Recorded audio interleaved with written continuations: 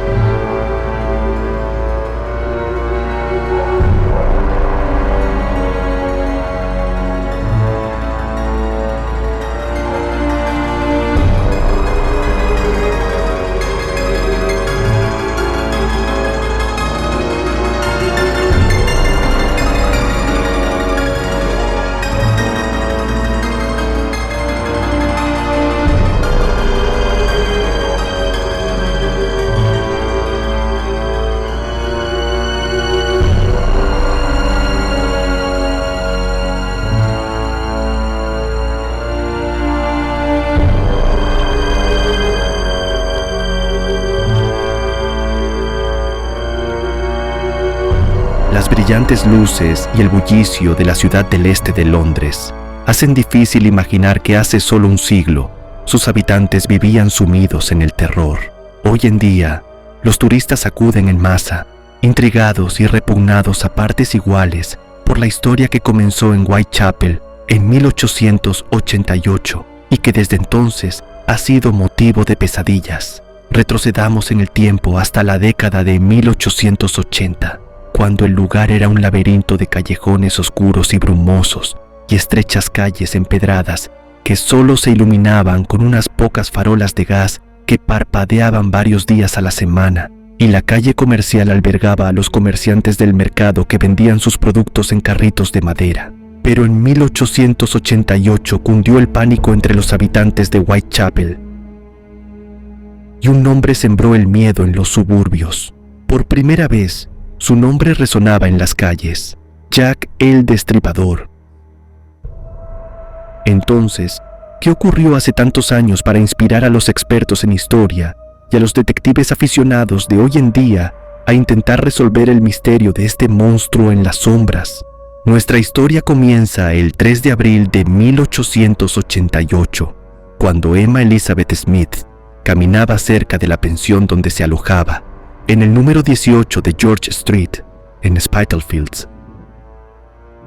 Era martes de Pascua y acababa de terminar un fin de semana de desfiles y festividades de temporada en Londres. Cuando Emma pasaba por Osborne Street, fue brutalmente atacada y más tarde afirmó que un grupo de 2 o 3 hombres la habían robado, golpeado y violado. Emma sobrevivió lo suficiente como para contar su historia mientras la atendían en el hospital de Londres, pero murió a la mañana siguiente de peritonitis. Se prestó poca atención al desafortunado destino de Emma, y la violencia callejera habitual del East End londinense siguió impregnando la vida cotidiana. Este era el Londres de Jack el Destripador, el despiadado asesino de al menos 5 mujeres de la noche que vendían sus favores a cambio de unos pocos centavos de ginebra y una cama miserable para pasar la noche.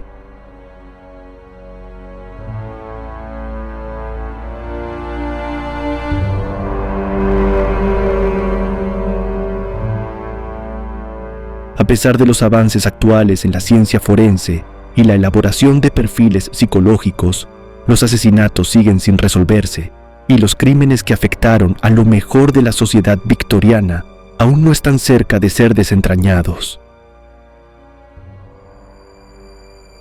Nadie puede afirmar categóricamente conocer la identidad de Jack el Destripador. Abundan las teorías conspirativas y los estudiosos modernos hacen todo lo posible por descubrir lo que realmente ocurrió aquí, en Whitechapel, hace más de un siglo. Lo que convierte este caso, sin duda, en el mayor misterio sin resolver de todos los tiempos.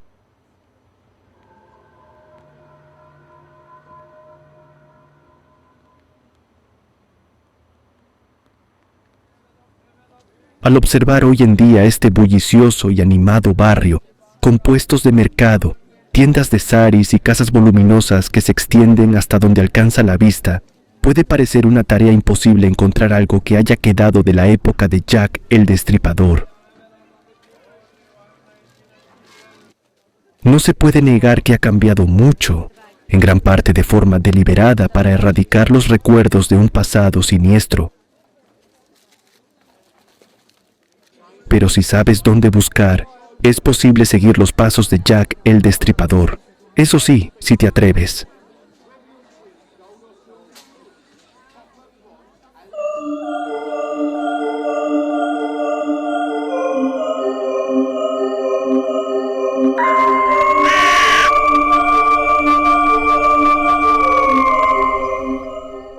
¿Por dónde empezamos? Pues bien, irónicamente, por un asesinato que, aunque se asocia con Jack el Destripador, podemos estar bastante seguros de que no fue obra suya.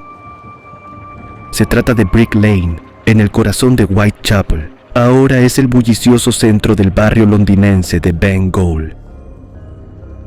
Pero en 1888 era un lugar muy diferente. Las calles estrechas y los barrios marginales superpoblados lo convertían en un lugar oscuro y peligroso, especialmente para las numerosas prostitutas que trabajaban en la zona.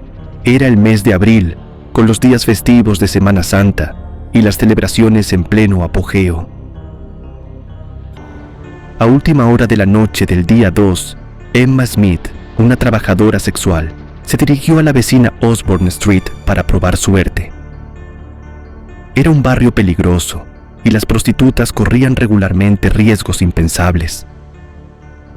Las palizas severas eran habituales y se consideraban un riesgo normal del trabajo. Emma fue abordada por un grupo de hombres que la atacaron brutalmente, le quitaron el poco dinero que tenía y la violaron, causándole heridas tan graves que tuvo que ser trasladada al cercano London Hospital. Emma murió a la mañana siguiente de peritonitis. El forense dictó un veredicto de asesinato intencionado, pero Emma Smith fue rápidamente olvidada, ya que las mujeres de Whitechapel continuaron ejerciendo. Su peligroso negocio sigue siendo muy activo en la zona hoy en día, y el mercado de Spitalfields no es una excepción. El comercio moderno es bastante legítimo y transparente, y miles de personas acuden regularmente al mercado recién renovado, que antes era la bolsa de frutas y lana de Londres. Sin embargo, era la industria textil la que predominaba en la época de Jack el Destripador, como lo había hecho 4 siglos antes. Famosa en todo el mundo, es el mercado dominical de Petcola, donde tanto turistas como lugareños disfrutan buscando gangas. Sin embargo, a la reina Victoria no le hizo ninguna gracia esa referencia escandalosa a una prenda interior, y durante su reinado, esta calle pasó a llamarse Middlesex Street, que irónicamente sigue siendo el nombre oficial de esta colorida vía. Hoy en día hay muchos recuerdos de la confección y las rutas de fabricación de esta zona, y si se observa con atención gran parte de la arquitectura, se pueden ver las propiedades de los infames tejedores de seda franceses Ganau, que se establecieron en este distrito tras huir al exilio. La placa azul en la esquina de Wilkes and Francis Street marca la residencia de Anna Maria Cartwright entre 1690 y 1763, quien fue una conocida diseñadora de seda Ganuk. Pero los franceses no fueron los únicos inmigrantes que prosperaron en el distrito de la Capilla Blanca de Londres, y para cuando Jack el Destripador realizó sus primeras incursiones asesinas en la noche, una próspera comunidad judía también se había vuelto prominente en la zona. En consecuencia, había una mezcla a veces incómoda de gente, ya que los desposeídos de todo tipo de culturas vivían apiñados en esta atmósfera claustrofóbica, ganándose la vida como podían.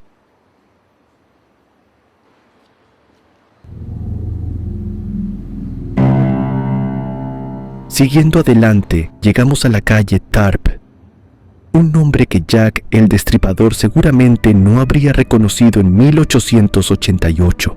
Esta espantosa vía pública se conocía como George Yard.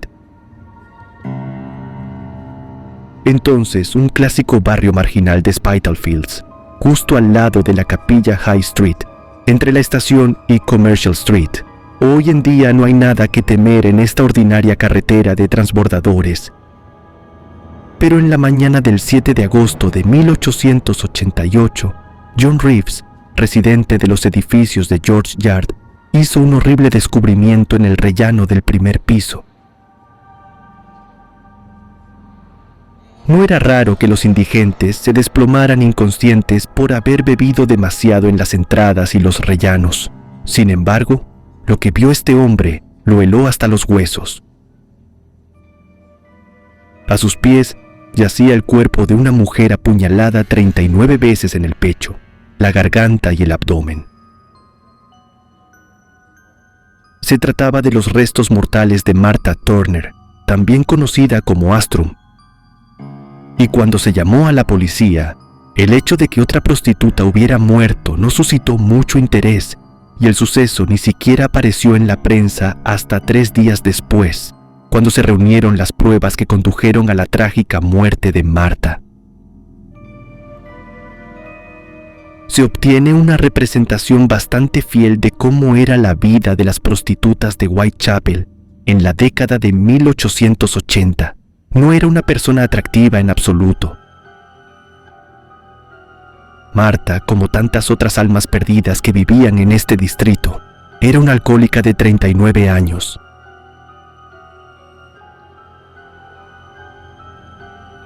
Había estado casada y tenía 3 hijos, pero su incesante necesidad de beber le robó poco a poco toda su dignidad.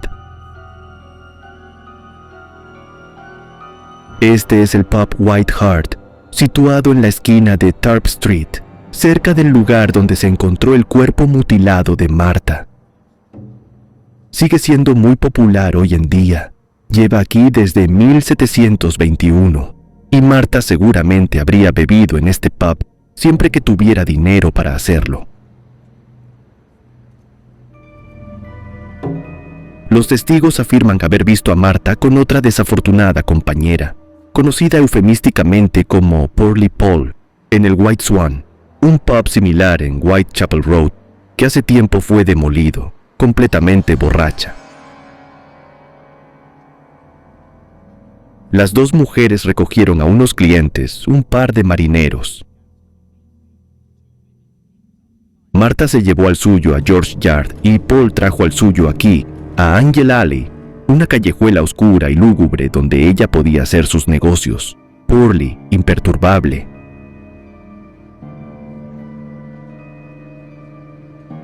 Paul fue la última persona que vio a Martha con vida, y en ese momento, todo el mundo asumió que debía haber sido el marinero o un cliente posterior quien había cometido el cobarde acto.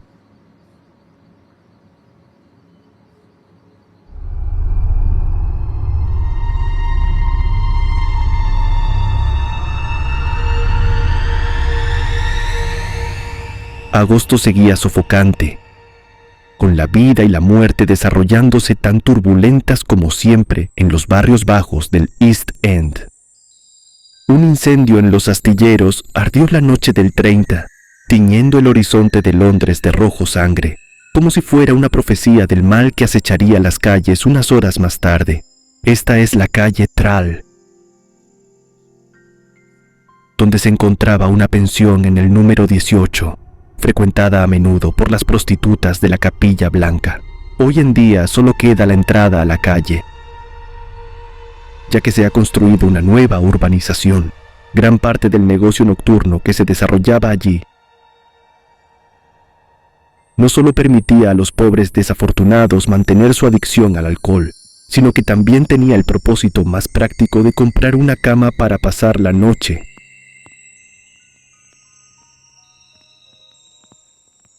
Por lo tanto, no es de extrañar que se tratara de una comunidad tan transitoria, en la que pocas prostitutas, si es que alguna, tenían el lujo de un domicilio fijo. Fue en el número 18 de la calle Trall, donde Marian Nichols, una prostituta de 43 años, más conocida como Polly, llegó en la madrugada del 31 de agosto borracha y sin los pocos peniques necesarios para pagar el alojamiento, por lo que la echaron a la calle. Luciendo un bonito sombrero nuevo, dijo: «No importa, pronto conseguiré dinero para pagar el alojamiento. Mira qué sombrero tan bonito tengo». Decidida a ganar lo suficiente para volver rápidamente, Polly se dirigió a nuestra calle de los Caballeros, que desde entonces ha pasado a llamarse Derwood Street, pero Polly nunca regresó. Su cuerpo mutilado fue encontrado poco después por Charlie Cross, un porteador del mercado que se dirigía a su trabajo en el turno de madrugada.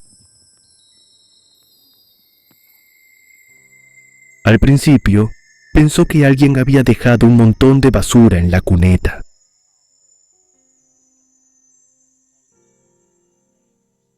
Como el cuerpo de Polly yacía atravesado en la carretera y la acera, se dio la voz de alarma y, al inspeccionarlo más de cerca, la linterna de un policía reveló el verdadero horror. A la pobre mujer le habían cortado la garganta de oreja a oreja y las espantosas puñaladas en el abdomen eran evidentemente obra de un loco.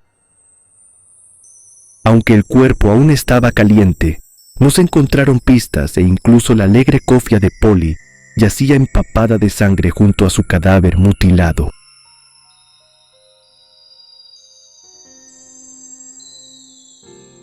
Este fue el punto de inflexión. De repente, los asesinatos de Emma Smith y Martha Turner cobraron relevancia no solo para la policía, sino también para la prensa. Las especulaciones eran abundantes. ¿Había un demonio suelto? ¿Podría ser obra de un asesino en serie? Y lo más importante, la pregunta candente del momento era: ¿cuándo volvería a atacar el asesino de Whitechapel, como lo sensacionalizaban los periódicos? Nadie tuvo que esperar mucho para obtener una respuesta.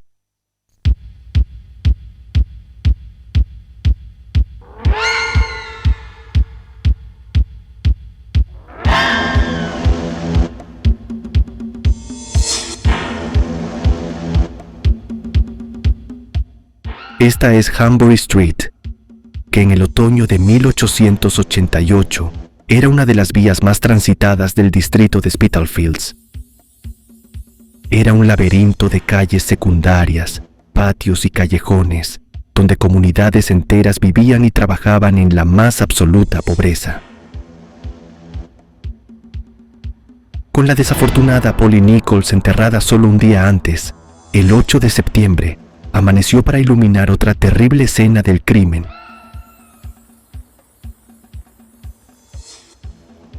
En el patio trasero del número 29 de Hanbury Street, donde hoy se encuentra el estacionamiento de una cervecería, un cuerpo mutilado yacía en el suelo, que más tarde sería identificado como Annie Chapman. Otra prostituta de la Capilla Blanca más caía presa del loco empeñado en atacar a las mujeres de la profesión más antigua del mundo.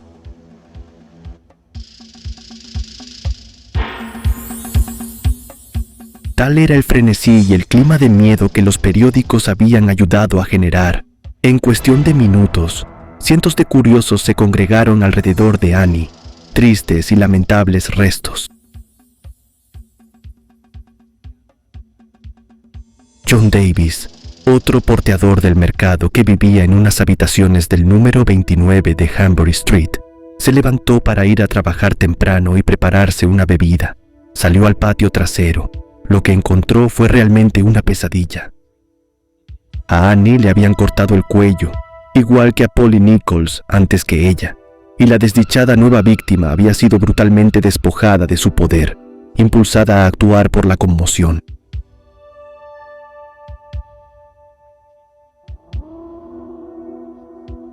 Davis corrió unos 200 metros hasta la comisaría de policía de Commercial Street, y cuando regresó con refuerzos, se había reunido una gran multitud.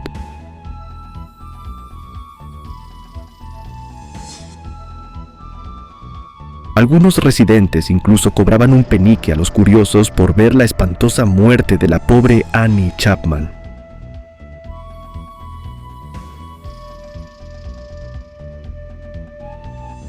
Sin embargo, esta vez parecía haber una pista. Un delantal de cuero mojado estaba arrugado en el patio cerca del cuerpo de Annie Chapman. Pero, ¿llevaría eso a la policía a descubrir al frenético asesino? Los últimos momentos de Annie nos llevan al pub 10 Bells, el establecimiento más relacionado con Jack el Destripador en el Londres actual, fundado en 1755. Era el lugar favorito de muchas prostitutas de Whitechapel, y Annie Chapman no era una excepción.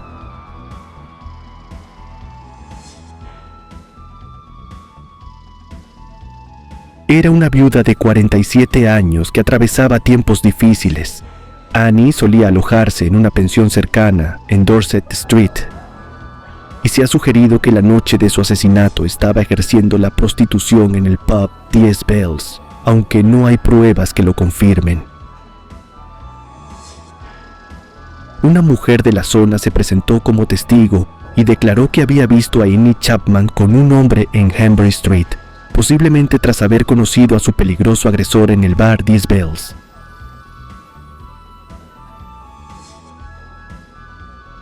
Se les oyó hablar, dijo, ¿lo harás? ¿Lo harás? Y ella respondió, sí. Quizás fueron las últimas palabras que pronunció la pobre Annie Chapman antes de que le cortaran el cuello. Por primera vez, la policía tenía la descripción de un posible sospechoso de más de 40 años, posiblemente extranjero, que vestía una larga capa oscura y un sombrero marrón de cazador. Esta información, junto con el delantal de cuero desechado, supuso un gran trabajo para la policía. Desgraciadamente, aunque la histeria jugó su papel prejuicioso, un zapatero polaco llamado John Ser era un personaje muy conocido en Whitechapel, al que a menudo se le llamaba delantal de cuero, porque vestía precisamente esa prenda.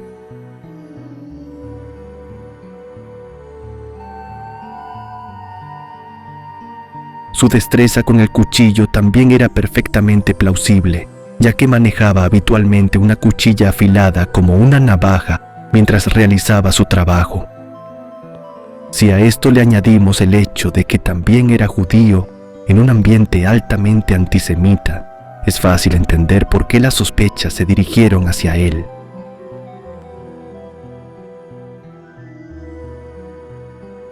En un momento dado, fue detenido por la policía, en parte para su propia protección, ya que la turba amenazaba seriamente su vida. Para ser justos, Delantal de Cuero era un personaje bastante desagradable, conocido por la policía como maltratador de prostitutas. Pero la simple verdad era que el delantal encontrado cerca del cuerpo de Annie Chapman no le pertenecía.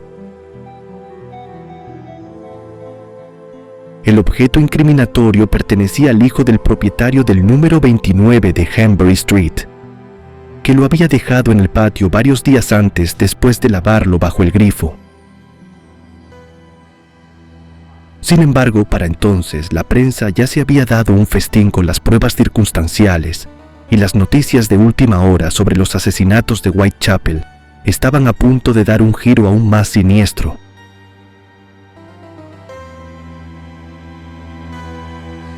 El 27 de septiembre de 1888, llegó a la Agencia Central de Noticias una carta escrita con tinta roja dirigida al jefe y firmada por Jack el Destripador.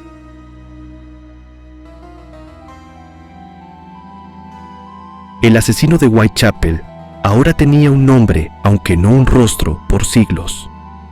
Jack siempre había sido una forma coloquial de referirse a un inglés, al igual que hoy en día en Australia. Sheila es el término genérico para referirse a una mujer. Todo el mundo ha oído hablar de Jack el Muchacho, Jack el Alegre, Jack el Manitas e incluso Jack Frost, por mencionar solo algunos. Por lo tanto, no fue ninguna sorpresa que el asesino, si es que realmente era él quien había enviado la carta, eligiera el anonimato de Jack como nombre para burlarse de la ineptitud de la policía. Al principio, la carta se tomó como una broma, pero con el paso del tiempo, alimentada por la prensa victoriana, le dio al malvado asesino una personalidad que sigue sembrando el terror en los corazones de muchos hasta el día de hoy.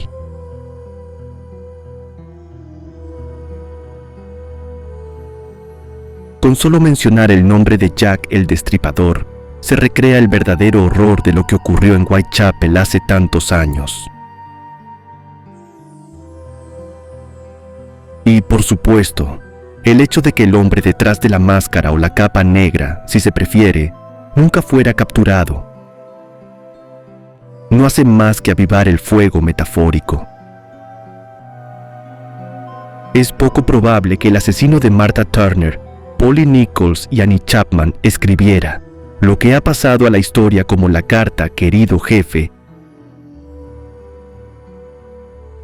Es, muy probablemente, la hipótesis de que un periodista sin escrúpulos se puso un poco creativo con su tinta roja para mantener una buena historia que vendiera periódicos. Un engaño del que incluso los tabloides modernos, impulsados por los paparazzi de hoy en día, se sentirían orgullosos de haber sido acreditados. ¿Quién puede decir qué efecto tuvo este caso real de periodismo sensacionalista en el verdadero asesino?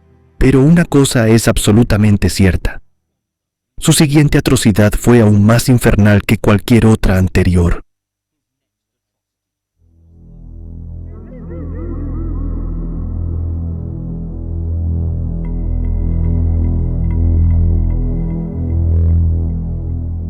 Esta es la calle Henrick, que en la época de Jack el Destripador se conocía como Burner Street.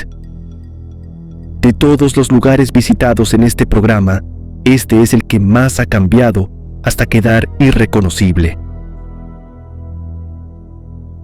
Esta estrecha callejuela que sale de Whitechapel Road era poco más que una hilera de casas miserables en el siglo XIX. El patio de Dudfield no era mejor, escondido junto al número 40 de Burner Street, donde hoy se encuentra el patio de una escuela.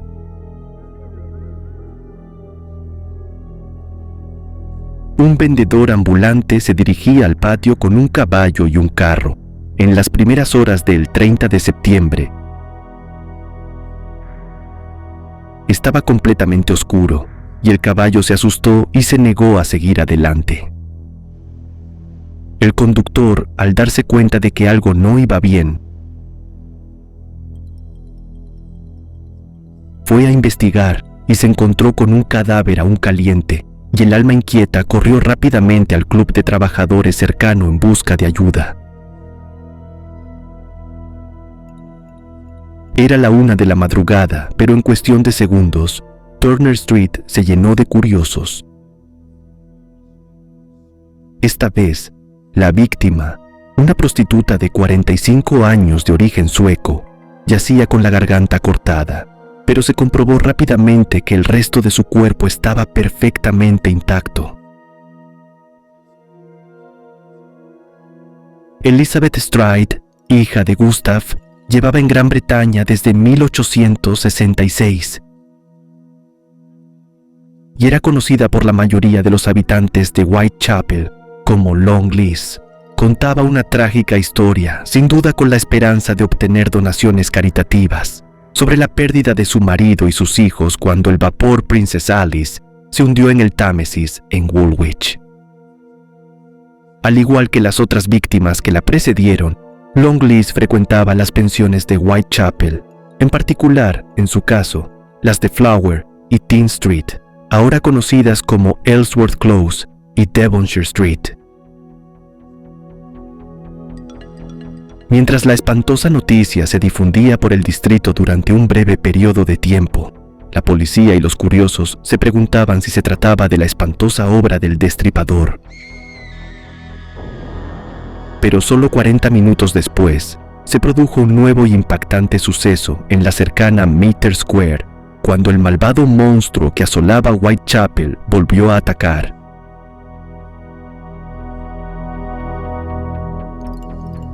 Quizás mientras Jack se encontraba junto al cuerpo de Liz en Berners Street, preparándose para llevar a cabo su macabra tarea, algo le perturbó antes de terminar su trabajo. Sin embargo, algunos de los teóricos de la conspiración del Destripador sugieren que el asesino simplemente se dio cuenta de que se había equivocado de mujer y abandonó el cadáver para atacar a la mujer a la que pretendía matar. Sea cual sea la verdad de aquella fatídica noche, su segunda víctima, Catherine E.D.O.S., fue mutilada salvajemente en las sombras de Meter Square. Quedó casi irreconocible. Hoy en día, Meter Square es un lugar bastante corriente, sin nada que lo haga destacar especialmente. Originalmente era el emplazamiento de un priorato del siglo XII con claustros, pero en la década de 1880 era un lugar oscuro, opresivo y superpoblado. Desde la década de 1980, la plaza ha perdido la mayor parte de su carácter victoriano, excepto los adoquines originales. Hay quienes afirman que el fantasma de una mujer camina regularmente por el lugar donde Catherine E.D.O.S. encontró su trágico destino y que el ambiente aquí es claramente frío. La rapidez del asesinato de Catherine Edo y su posterior desempoderamiento debió de ser grande, ya que cuando el agente Edward Watkins pasó por la malograda esquina de Meter Square a la 1:30 de la madrugada, nada llamó su atención. Sin embargo, cuando el agente regresó solo un cuarto de hora más tarde, descubrió los espantosos restos de la última matanza nocturna de Jack el Destripador. Esto hizo que se reforzara la creencia de que el malvado asesino tenía más que un conocimiento superficial de anatomía para actuar con tanta rapidez, y ningún médico, cirujano, veterinario, carnicero o matadero del distrito estaba por encima de toda sospecha.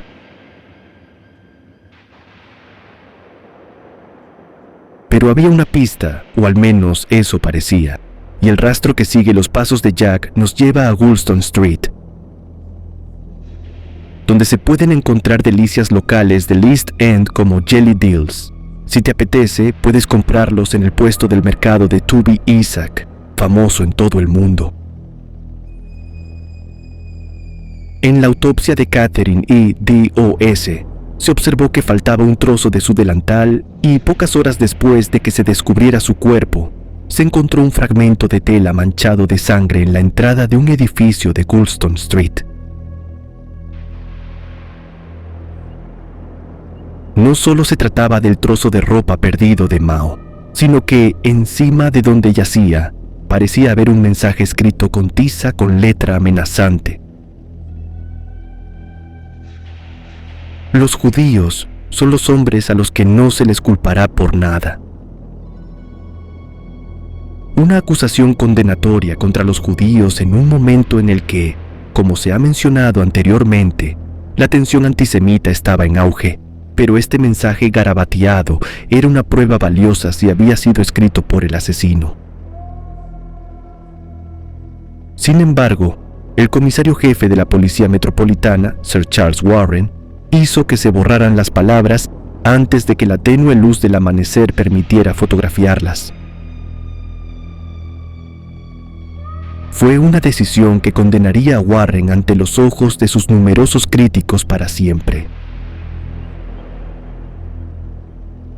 Es muy fácil, en retrospectiva, interpretar todo tipo de motivos en las acciones de Warren, pero mientras estamos aquí, en Woolston Street, y consideramos el suceso con más detenimiento, tal vez sea necesario adoptar una perspectiva diferente en cuestión de horas. Jack el Destripador había asesinado a 2 mujeres, y su última víctima había sufrido un ataque sangriento y frenético que fue sin duda el más horrible de los crímenes que había cometido hasta la fecha. Y en segundo lugar, era de noche cerrada.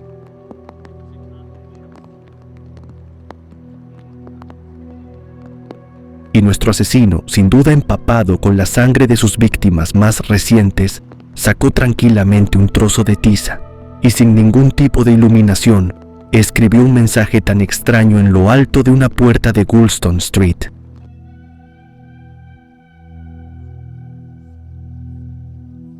Toda la zona estaba repleta de policías y curiosos tras el descubrimiento de Longleat. Por lo tanto, es muy poco probable que Jack el Destripador hubiera perdido el tiempo escapando de la escena del crimen, y mucho menos quedándose por allí para incriminar a los judíos.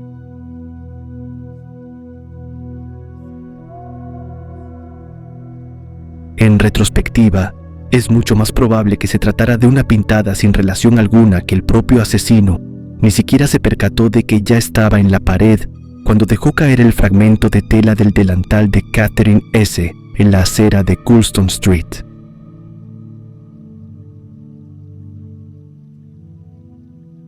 Quizás no fue más que una desafortunada coincidencia, y la intención de Sir Charles Warren era eliminarlo rápidamente antes de que llegara la multitud.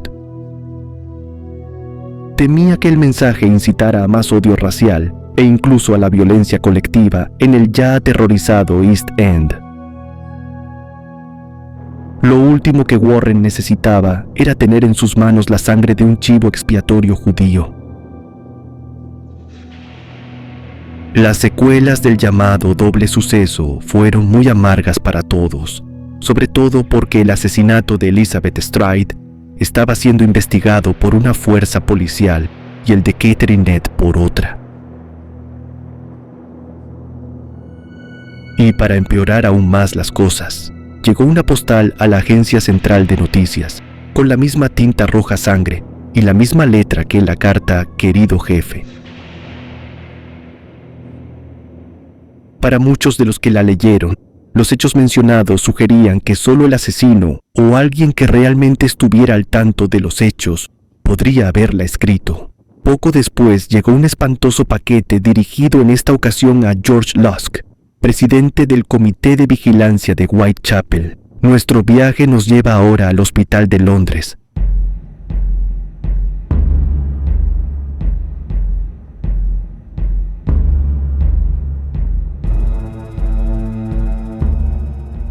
Construido e inaugurado en Whitechapel High Street en 1759, que atendía a los pobres del distrito lo mejor que podía y que sigue siendo un hospital en funcionamiento.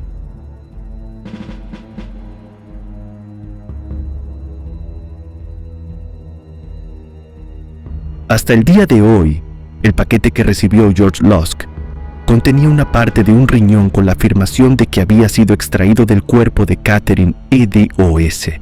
y fue llevado al Hospital de Londres para su inspección, donde se confirmó que era humano. El órgano en cuestión reveló que su anterior propietaria no solo era mujer, sino también una gran bebedora, una característica común entre las prostitutas del siglo XIX. Cuando se dieron a conocer los detalles de la autopsia de Catherine E.D.O.S., efectivamente, se dijo que la parte del riñón que quedaba en su cuerpo estaba pálida y sin sangre, una condición que en la década de 1880 podía atribuirse con bastante precisión al alcoholismo, sin las ventajas de los perfiles de ADN y la medicina forense modernos. Esto fue suficiente para convencer a los investigadores y, de hecho, a muchos entusiastas del Destripador de que el riñón era auténtico. Una vez más, al igual que con el mensaje escrito con tiza en Goulston Street, tenemos la ventaja de la retrospectiva. En la época de Jack el Destripador, habría miles de mujeres del East End con riñones en ese estado de descomposición, y una visita al depósito de cadáveres bien podría haber proporcionado la mencionada ofrenda de un periodista demasiado entusiasta y moralmente cuestionable. La medicina aún se encontraba en sus inicios en el siglo XIX, y para aquellos que no podían permitirse un trato amable por parte del médico, era un asunto aterrador y, a menudo, bárbaro.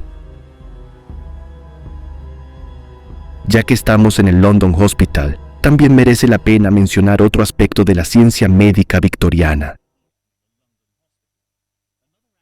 La película El hombre elefante dio a conocer la historia de John Merrick, quien, debido a sus terribles deformidades, había pasado la mayor parte de su vida en espectáculos de fenómenos.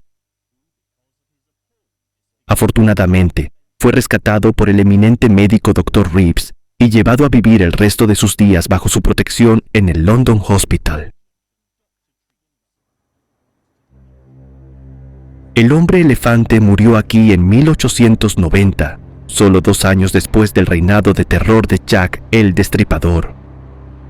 Esto explica en cierta medida la fascinación de los habitantes de Whitechapel por los cuerpos mutilados de las víctimas del Destripador.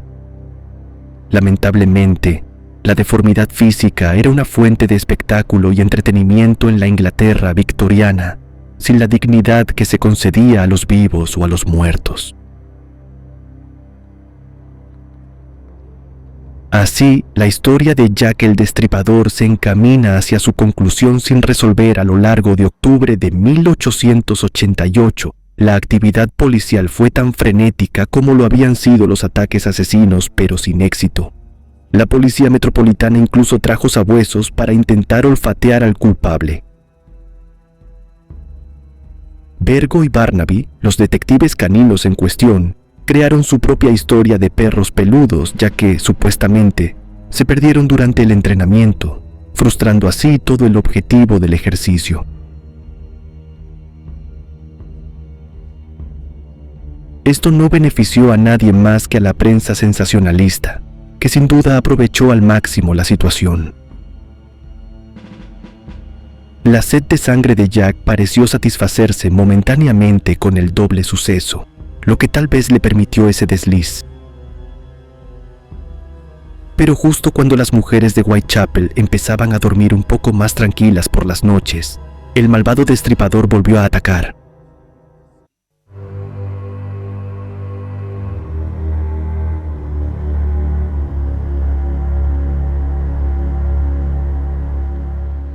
Nuestro siguiente destino es White's Row, junto a Commercial Street, donde apenas queda nada del Londres victoriano. En lo que antes era Dorset Street, donde abundaban las pensiones, ahora hay un moderno estacionamiento. Annie Chapman, antes de su encuentro mortal con Jack, solía alojarse allí cuando ganaba lo suficiente para pagarse una cama por la noche. Un estrecho callejón llamado Miller's Court conducía a esta vía pública a través de un arco oscuro y lúgubre. En su miserable choza alquilada yacían los restos mutilados de Mary Jane Kelly, considerada por muchos como la última víctima de Jack el Destripador.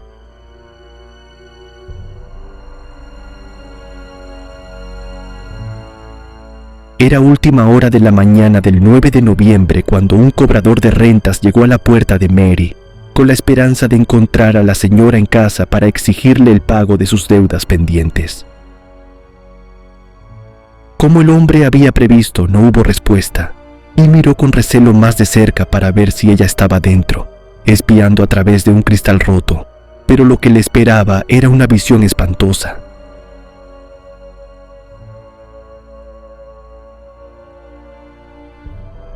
Nada podía haber preparado al pobre hombre para el espantoso baño de sangre que se encontró ante sus ojos.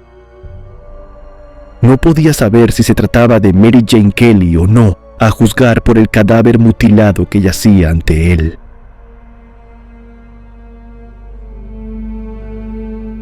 La policía llegó rápidamente y acordonó la zona, impidiendo el acceso de la prensa al lugar del crimen. Pero la noticia de la última hazaña de Jack el Destripador se había filtrado, y muchos espectadores se congregaron para intentar ver su macabra obra. Sin embargo, en este caso había diferencias considerables con respecto a los anteriores. Aunque sin duda era una prostituta, Mary era mucho más joven, con 25 años, que todas las demás víctimas, y bastante más atractiva que las mujeres de mediana edad con las que Jack había contado anteriormente. Mary Kelly era muy conocida en el barrio, especialmente en el pub 10 Bells, donde buscaba clientes con las mejores. Según todos los testimonios, consideraba el lugar frente a la entrada como su territorio personal, y cualquier rival que se atreviera a traspasar los límites era rápidamente puesto en su lugar. Según la historia contada por la propia Mary, ella provenía de Irlanda, aunque se sabe poco sobre ella con certeza. Quizás fue su temperamento feroz lo que le valió el apodo de Black Mary, sin duda en alusión a su agresividad, especialmente cuando se peleaba en la calle con otras prostitutas. Una vez más, esto la diferenciaba de Martha, Polly, Annie Long Liz y Catherine. Mary era mucho más fuerte y saludable, y bien podría haber opuesto más resistencia. Lamentablemente, no fue rival para Jack el Destripador, que ni siquiera dejó intacto su rostro agradable y alegre. Las fotografías de la escena del crimen siguen siendo angustiosas para todos los que las ven hoy en día.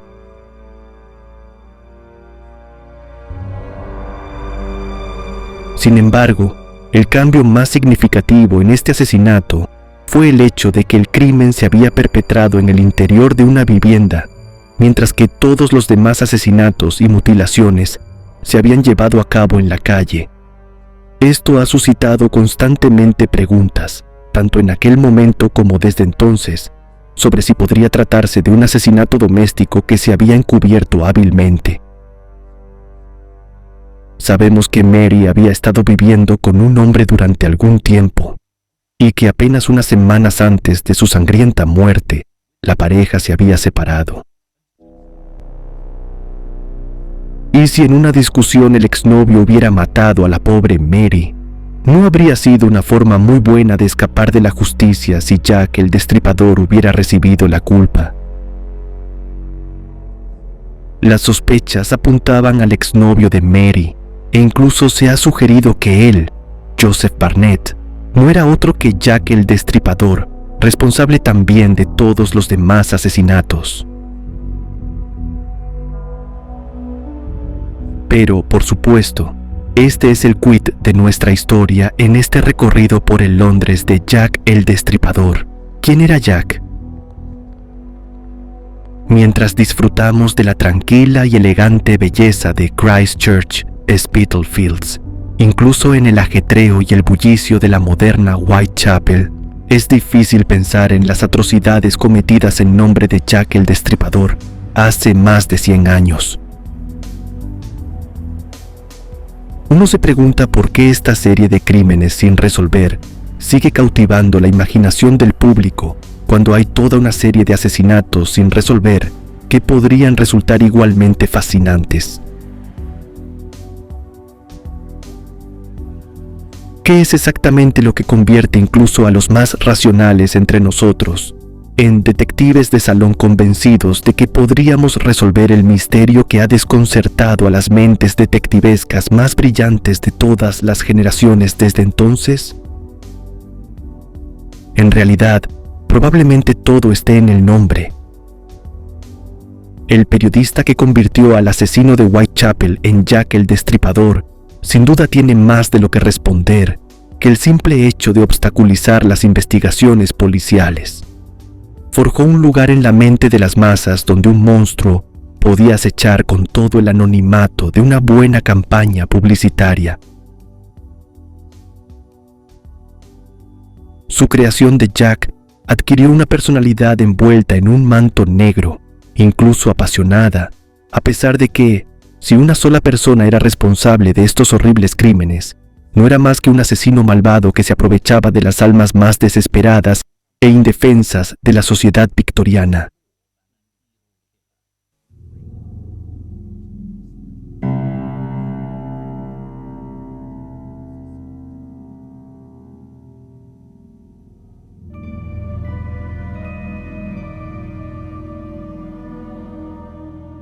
A lo largo de este programa nos hemos centrado en los lugares relevantes para estos terribles asesinatos, pero ahora que nos acercamos a su inevitable final, echaremos un breve vistazo a quiénes fueron los principales sospechosos y cuáles han logrado permanecer en el punto de mira, por así decirlo.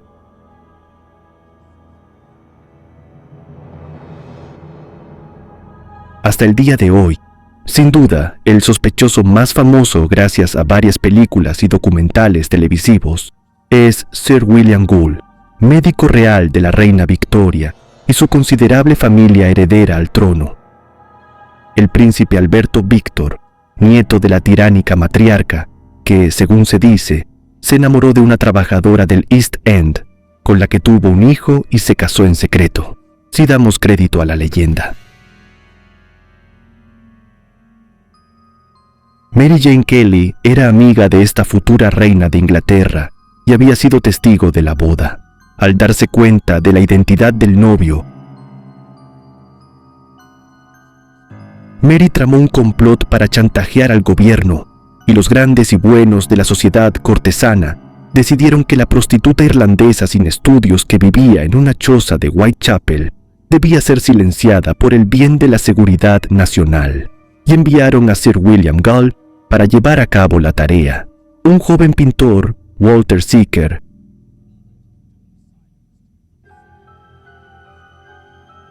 participó en la trama, al igual que otros dignatarios célebres.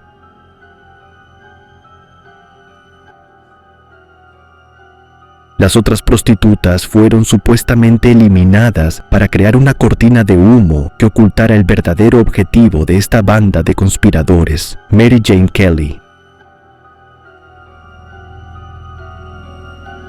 A pesar del sensacionalismo de la historia, pocos creen que Sir William Gould fuera Jack el Destripador, sobre todo porque el pobre hombre había sufrido un derrame cerebral el año anterior, lo que le incapacitaba físicamente para realizar tales acrobacias quirúrgicas. Sin embargo, en varios momentos, dado que todos los demás personajes de esta traicionera historia han sido sospechosos, el propio príncipe Alberto Víctor se vio muy implicado. Así, el cochero de William Gould, John Leigh, fue acusado, al igual que Walter Sickett, y de nuevo en su caso también hace muy poco tiempo. Pero pongamos esto en perspectiva. Basta recordar que, en algunos círculos, incluso la anciana reina Victoria fue señalada como sospechosa, lejos de la tentadora conspiración real. Otros malhechores considerados sospechosos fueron un judío polaco llamado Aaron Kosminski, un lunático violento e inestable que parecía encajar perfectamente en el perfil. George Chapman, un asesino de su esposa, también parecía un Jack el Destripador perfectamente plausible.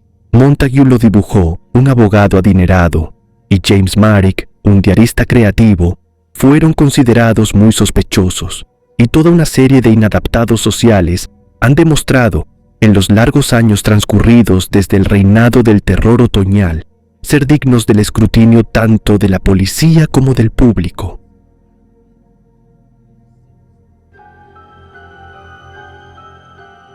Pero es un sospechoso estadounidense descubierto más recientemente, el Dr. Francis Tombletty, quien ha surgido como el asesino más plausible. La policía de Whitechapel, en la década de 1880, ciertamente había señalado a este médico charlatán como un criminal peligroso, pero su notoriedad no salió a la luz en este caso hasta 1993. Stuart Evans, un historiador muy respetado y experto en Jack el Destripador, descubrió una carta de un inspector jefe de Scotland Yard de la época de los asesinatos en la que se nombraba a Tumulty como sospechoso muy probable. El estadounidense viajó a Inglaterra en junio de 1888 y, en noviembre, fue arrestado por indecencia grave. Tumulty era sospechoso de complicidad en los asesinatos de Whitechapel, pero antes de que pudiera ser juzgado, el buen doctor escapó a Francia. Cabe destacar que, cuando cesó la eficaz administración médica de Jack el Destripador,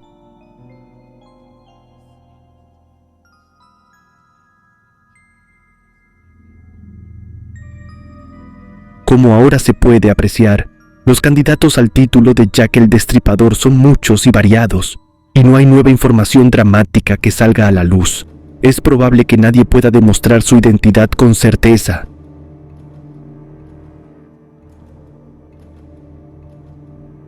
Sin embargo, volver al escenario de su reinado de terror ha sido una experiencia esclarecedora, y sin duda, cada espectador de este programa se habrá formado su propia opinión. Sea cual sea su punto de vista, los asesinatos de Whitechapel ocupan un lugar dramático en la historia victoriana, y si sabe dónde buscar, aún puede seguir sus terribles huellas. Se han cambiado los nombres de las calles, se han demolido edificios y, por fin, las desafortunadas víctimas descansan en paz en sus tumbas.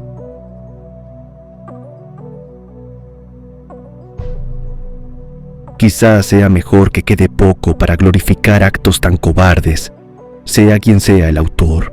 Pero hasta que llegue ese momento, si es que alguna vez se resuelve este misterio, el tema seguirá fascinando e intrigando, al igual que repugna y disgusta.